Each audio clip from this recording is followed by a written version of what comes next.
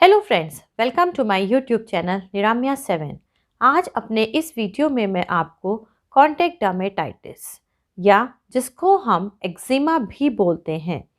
अब ये contact dermatitis क्यों होता है, क्या होता है ये कॉन्टैक्ट डर्मेटाइटिस, और यदि यह कॉन्टैक्ट डर्मेटाइटिस किसी को है तो हम कौन सी होम्योपैथिक दवाई उनको देंगे, यही सब बातें मैं अपने वीडियो में आपसे शेयर करूँगी। तो यदि आपको मेरा वीडियो पसंद आए तो प्लीज़ उसे लाइक करना ना भूलें और मेरे साथ जुड़े रहने के लिए मेरे चैनल को सब्सक्राइब करें। This is your skin reaction to something in the environment. And dermatitis is the term we used for swelling or inflammation of the skin. Environment में कुछ ऐसा है या फिर किसी के चीज़ के कांटेक्ट में आप आए हैं जिसकी वजह से आपके स्किन में इन्फ्लेमेटरी चेंजेस आने लगे हैं या स्वेलिंग हो गई है, तब आप उसको डर्मेटाइटिस कहते हैं। और यह डर्मेटाइटिस कुछ लोगों में होने के ज़्यादा चांसेस होते हैं, हालांकि होने को यह किसी को भी हो सकता है। तो जिन लोगों में ज़्यादा चांसेस होते हैं वो लोग होते हैं construction workers, plumbers, mechanics, artist, food handlers, hair stylist and health care providers.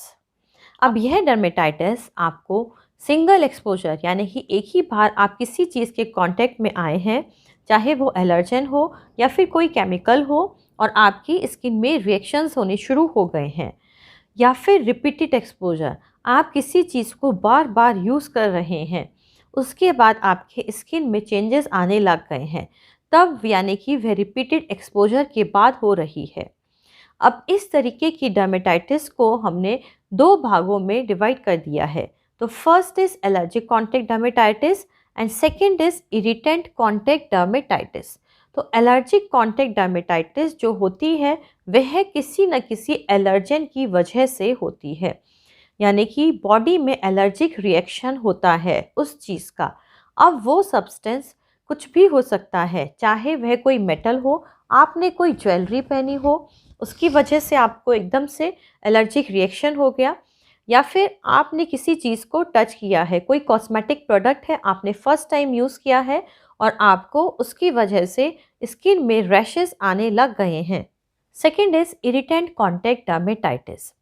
जब हमारी स्किन किसी भी टॉक्सिक सब्सटेंस या फिर किसी इरिटेंट के कांटेक्ट में आती है, तब हमारी स्किन के जो सेल्स हैं वो डैमेज होने लगते हैं। अब यह इरिटेंट कुछ भी हो सकते हैं, जैसे acids, cleaning products, hair dyes, nail polish removers, paints and varnishes, soaps and detergent, या फिर over washing of hands with soap and water. यह डर्मेटाइटिस स्किन में रैशेस के रूप में आता है। अब these rashes can be red, purple और slightly darker than your natural skin tone, and the symptoms in these rashes can vary from person to person. कुछ लोगों में खुजली होगी, कुछ लोगों में कुछ डिस्चार्ज सा होगा, कुछ लोगों में जो ये रैशेस होते हैं वो बहुत ज़्यादा पेनफुल होंगे, कुछ लोगों में स्केलिंग होने लगती है, यानी कि कुछ स्केल सा निकल कर आता है, कुछ लोगों में यहाँ पर आसपास दाने दाने या फिर ब्लिसर्स भी बनने लगते हैं। तो the symptoms and the signs can vary from person to person. Contact dermatitis के केस में जो दवाइयाँ बहुत ही अच्छा असर करती हैं उनमें से एक है ग्रेफाइटिस। ग्रेफाइटिस एक बहुत ही अच्छी दवाई है एक्जिमा के लिए, चाहे वह ड्राई एक्जिमा हो या फिर मॉइस्ट एक्जिमा। ड्राई एक्जिमा में स्किन बिल्कुल ड्राई ड्राई होगी, बहुत रफ रफ सी, और मॉइस्ट एक्जिमा में उस एक्जिमा में से कुछ हल्का सा स्टिकी या हल्का सा कुछ गीला सा पदार्थ निकलता है। तब दोनों ही केसेस में हम ग्रेफाइटिस को 30 पोटेंसी में देते हैं। ग्रेफाइटिस की 30 पोटेंसी आप दो दो बूंद दिन में 3 बार लीजिए।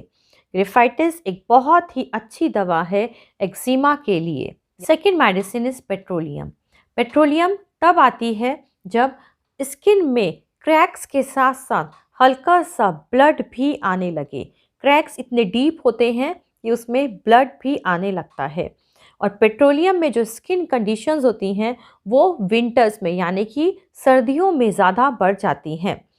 इसमें एक्जिमा में हल्की हल्की खुजली और जलन भी होगी।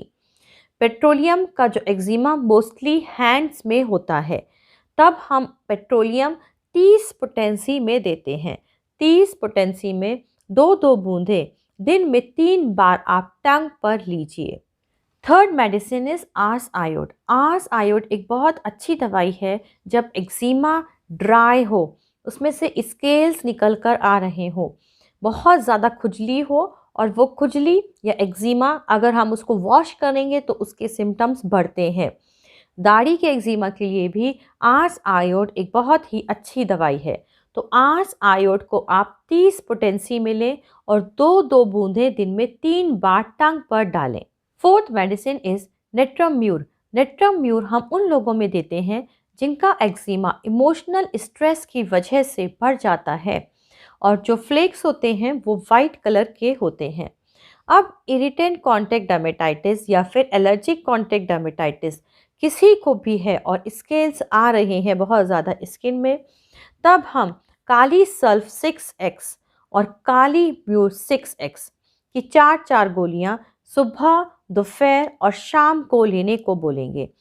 जो स्केल्स यदि बहुत ज़्यादा हों तो काली सल्फ 6x और काली म्यूर 6x दोनों की 4-4 गोलियां आप सुबह लें, दोपहर में लें और शाम को लें। इन दवाइयों के साथ साथ किसी भी एलर्जिक कंडीशंस में ट्यूबरकुलाइनम और बेसिलिनम बहुत ही अच्छा वर्क करती हैं। तो आप ट्यूबरकुलाइनम 1 mg की 1 डोज और बेसिलिनम 1 mg की 1 डोज हर हफ्ते मरीज को दीजिए। तो यदि आपको मेरा वीडियो पसंद आए तो प्लीज़ उसे लाइक करें और मेरे साथ जुड़े रहने के लिए मेरे चैनल को सब्सक्राइब करें।